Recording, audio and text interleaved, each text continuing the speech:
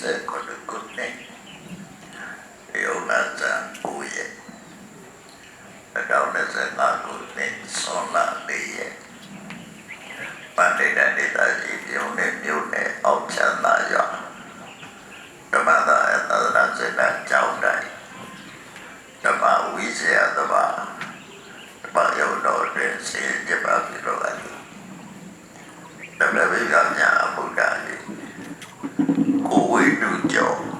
အရေးကြီးချမ်းမြတ်နဲ့ဆွေမျိုးကြီးကိုမောင်နှမတို့တို့ကဘာမကကျဆရာတော်ကြီးနဲ့တောင်ဆရာတော်တို့က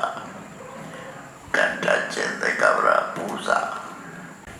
စေဝါတိပါလိတိဒါကြောင့်လူပေါ်ရတဲ့တရား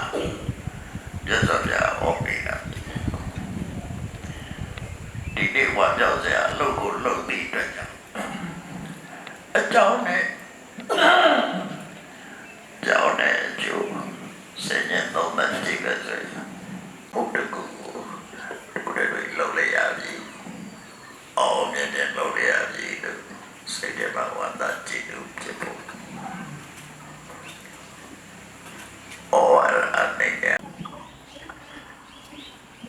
တော့ကိုယ်ကလေးစားဘာဝတ်လေးစားဒီကတော်တော့ပေါ်မှာကျန်တဲ့ဘာကတော့ဝိကဆေးရှိရကြောက်ကအဘလို့ကမ္ဘာတရားသူစတဲ့ကိုရှောင်းရမယ်ကိုကသူစတဲ့ကိုတော့ရမယ်အဲ့လိုကိုလည်းအဲ့ဒါမှဘလို့တာဒီတဲ့တာပ်စပယ်အဲ့ဒါကိုဒီရပြီးတော့လက်ပြရောက်သွားတဲ့လူကပြောတာဘယ်လိုလဲ